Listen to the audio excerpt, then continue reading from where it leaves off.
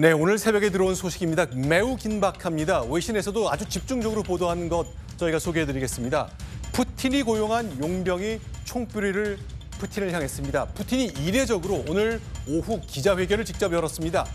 내게 등에 칼을 꽂은 반역이라고 성격 규정을 했습니다. 과연 러시아와 우크라이나 사이에서 푸틴의 배신은 어떻게 진행되고 있는지 하나씩 지금부터 점검해 보겠습니다.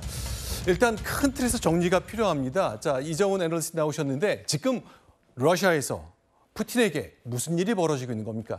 일종의 쿠데타가 벌어졌다 이렇게 볼 수가 있는데요. 네. 물론 이제 러시아 정부는 이제 군사 반란이라고는 얘기를 하지만은 네. 서방 언론들은 전부 쿠데타라고 생각하고 있습니다. 네. 블라디미르 푸틴 러시아 대통령의 아주 측근이었던 네. 용병 그룹이죠. 와그너의 이 수장인 네. 예브게니 프리고진이 네. 자신이 휘하에 있는 용병 한 거의 2만여 명을 이끌고 지금 우크라이나에서 거꾸로 이 모스크바를 향해서 진격하고 있습니다. 네. 자, 지금 화면에 보면은 푸틴과 함께 있는 저 머리가 없는 왼쪽 남성, 지금 서 있는 저 사람을 말하는 거네요. 그렇습니다. 예브게니 프리고진은 푸틴의 요리사라는 그런 별명이 들은 그런 사람인데요. 요리사요? 왜요? 저 사람 원래 요식업이 원래 주 전문입니다. 네. 원래 이제 1980년대에 사기 뭐 이런 강도 이런 걸로 해서 죄수 생활을 한 9년을 했고요. 네. 이후에 나와서 상트페테르부르크에서 요식업을 했는데요. 네. 이 상트페테르부르크는 푸틴 대통령의 고향입니다. 네. 그 식당을 푸틴 대통령이 자주 갔는데 그때부터 친분을 맺기 시작해가지고 이제 모스크바까지 진출해서 모스크바에서 행해지는 모든 그런 만찬이라든지 연회 여기에 그 케이터링 서비스를 했습니다. 네. 그러면서 이제 이 용병 그룹을 2013년에 만들었는데요.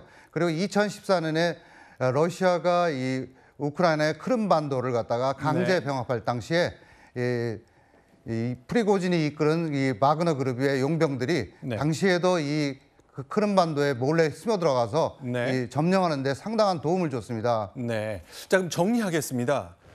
푸틴이 우크라이나를 공격했습니다. 작년 2월에 시작한 전쟁입니다. 매우 앞서갔고 주로 우크라이나 내부에서만 전투가 벌어졌습니다. 거기에는 러시아 정규군도 있지만 용병도, 그러니까 돈을 주고 고용한 군대도 전투에 또 전쟁에 참여했습니다. 그 용병이 총뿌리를 돌렸다는 겁니다. 동아일보의 이정훈 논설위원 나와 계신데 좀 궁금한 것이 러시아처럼 군사비 많이 쓰고 군대 많은 나라가 돈을 주고 용병을 구용해서 전쟁에 사용했다? 이게 왜 그런 거죠? 네, 이게 사실 그 우크라 전쟁이 지금 장기화되고 있는데 러시아 자체 내에서 지금 그 군사들을 모집하기가 지금 수적으로 부족한 상태이고요. 무엇보다 보병이 많이 필요한데 지금 이 예브게니 프리고진이 이끌고 있는 바그너 그룹은 상당수가 보병으로 구성이 돼 있습니다. 그래서 사실 지금까지는 이번에 반란 쿠데타라고 하는 이런 움직임이 일어나기 전까지는 사실 이 바그너 그룹은 푸틴의 거의 민간 호위 부대라고 할 정도로 여러 가지 러시아를 위한 전쟁들을 많이 해왔던 그룹이거든요. 근데 미국이 이제 국제 범죄 조직으로 지정을 했음에도 뭐 중동, 아프리카 이런데 거의 무력 분쟁은 거의 개입을 많이 했었고 심지어 이게 악명이 높은 이유는 지금 우크라이나에만 바그너 그룹 5만 명의 용병들이 들어가 있는데 이 중에 한 4만 명은 교도소를 돌면서 직접 이 고용한 죄수들이라고 알려져 있습니다. 그래서 6개월을 싸우면 사면해주겠다고 했고 실제로 올해 초에 그 6개월 그 전쟁에 나갔던 죄수들은 모두 사면이 됐다고 러시아가 저쪽에서 발표한 적도 있고요. 그래서 이제 아무래도 민간인 학살, 고문, 전쟁 범죄 같은 문제들이 안 그래도 계속되고 있었는데 이 바그너 그룹이 갑자기 총구를 지금 그 푸틴 쪽으로 돌려가지고 이른바 뭐 반란이라든지 쿠데타에 준하는 지금 상황이 벌어지고 있는 것이죠. 모스크바로 지금 진격하고 있는 모습들이 이미 나오고 있고 지금 굉장히 긴박한 상황입니다. 자, 지금 화면에 보이는 블라디미르 푸틴 대통령 오늘 긴급 기자회견을 했습니다. 러시아라는 시스템이 무언가에 즉각 대응하는 나라가 절대 아니고 굉장히 시차를 두고 서방 언론과 국민들을 상대로 굉장히 궁금증을 자아내면서 외교와 정책을 꾸린 나라인데 저렇게 푸틴이 즉각적으로 나와 기자회견을 한다는 것은 상황이 굉장히 긴박하다는 얘기입니다. 자, 그럼 지도를 하나 좀 준비했습니다.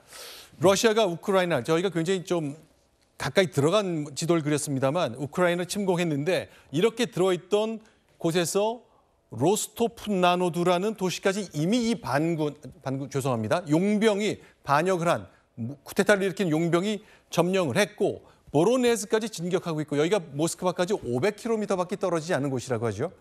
그렇습니다. 네. 지금 현재 상황을 보면은 이 로스토프 나도누라는 게가 역시 네. 그 러시아 남부군 그 사령부가 있는 곳입니다. 사령부가 예, 있는 곳. 거기를 이제 이미 이 바그너 그룹이 점령을 해서 차지를 했고요. 일부 정찰 병력을 해가지고 보로네즈 해가지고 여기가 M40이라는 고속도로가 있습니다. 네. 모스크바까지 한 1,000km 정도가 되는데요. 네. 예, 그 쭉 해서 나가면은 이제 모스크바로 직격으로 갈 수 있습니다. 지금 정찰대가 장갑차 탱크 일부를 앞세워서 지금 공격을 하고 있습니다. 근데 궁금한 게요. 지금 뭐 많은 것이 베일에 가려 있습니다. 전쟁 첫날, 쿠데타 첫날 이게 뭐 즉각 정보가 알려지진 않을 것 같는데 아니 여기 사령부가 있는 로스토프 나노두를 어떻게 보병 중심의 용병이 러시아 정규군을 상대로 이걸 점령할 수 있는 거죠? 지금 모든 병력은 지금 우크라이나에 러시아에 가 있습니다. 네. 그래서 지금 우크라이나 동부 지역과 남부 지역을 방어하는데 러시아군이 병력을 집중 투입하고 있거든요. 네. 그 국경 근처에는 일부 이 국경 수비대밖에 없는 그런 상황입니다. 네. 이 남부 사령부에서는 그냥 뭐 커맨드, 소위 말하면 지휘만 하고 있지 네. 실병력이 특별히 없습니다. 특히 이제 이 바그너 그룹 같은 경우에는 현재 한 2만 5천 명에서 2만 명 정도의 병력이 있는데 바흐무트라는 우크라이나 동부 격전지를 거기 점령하는데 네. 상당한 혁격한 전과를 거뒀습니다. 네. 그런데 그 이후에 별로 대우를 해주지 않으니까 이 병력들을 뒤로 러시아 쪽으로 빼면서 이쪽 러시아 남부 사령부 쪽을 지금 점령한 것이 아니냐 이렇게 생각됩니다. 네, 그럼 저희가 영상 중심으로 좀 설명을 좀 드려보겠습니다. 지금 보이는 게 사실은 AP 등 외신들은 본격적으로 취재를 잘 못하고 있는 것인데 곳곳에서 러시아 군이 긴장한 가운데 경계를 더 강화하는 모습 이런 것들이 일반 시민들이 찍은 것이 영상에 올라오고 있는 거죠. 네. 그렇습니다. 네, 지금 사실 모스크바만 해도 아직 도착하지 않았는데도 그 붉은 광장 폐쇄돼 있고 도로가 차단돼 있고 검문이 강화되고 있다는 소식들 속속 들어오고 있습니다. 네. 인터넷도 일부 차단이 되고 있다고 하는데요. 한마디로 지금 대테러 비상 상태로 지금 전환된 상태입니다. 네. 그래서 지금 러시아가 바그너 용병들은 물론이고 이제 프리고진에 대해서는 체포 명령을 내린 상태고요. 그러니까 한마디로 지금 내전이 일촉즉발 상태로 움직이고 있다고 봐도 무방합니다. 근데 궁금한 것 또 하나 있습니다. 뭐 너무 많은 질문을 드리게 되는데 이 사람은 푸틴의 오른팔이고 푸틴의 요리사를 하면서 계속 푸틴의 마음을 얻었고 푸틴이 막대한 돈을 써가면서 너 우리 군의 일부로 우크라이나 전쟁을 해라. 이런 관계였는데 돌아섰단 말이죠. 자, 정확하게 확인하기는 어렵습니다만 현재까지 알려진 왜 배신했을까 내지는 왜 돌아섰을까 혹시 알려진 게 있습니까? 결국 러시아 군부 내의 파벌 싸움이다 이렇게 말할 수가 있는데요. 네. 이 프리고진이라는 사람은 말 그대로 민간인입니다. 네. 그러니까 민간인이 용병 우두머리가 돼서 소위 말하면 이 바흐무트 등에서 혁격한 전과를 올리니까 네. 군사적으로 자기가 지도자가 되겠다 그런 마음을 품게 됐습니다. 그러니까 이 러시아 정통 군인인 네. 국방장관부터 이 총참모장이 프리고진을 견제할 수밖에 없는 그런 상황이 됐거든요. 네. 지금 프리고진이 제일 주장하는 게 뭐냐 하면은 세르게이 쇼이구 국방장관과 네. 발레리 게라시모프 총참모장을 갖다 경질하고 내 앞에 데려와라. 이런 주장을 하고 있습니다. 딱 정리하겠습니다. 저렇게 총뿌리를 돌리고 모스크바로 진격하고 있는 용병의 대장은 국방장관과 총참모 대장을 내 앞에 데려와라. 그렇습니다. 이거 가능한 얘기 아니잖아요. 가능한 얘기 아닙니다. 네. 서로 지금 그 정도로 알력이 있다 이렇게 볼 수가 있는데요. 그동안에 우크라이나 전쟁을 하면서 이 바그너 그룹에 대한 네. 러시아 군에서 지원이 거의 없었습니다.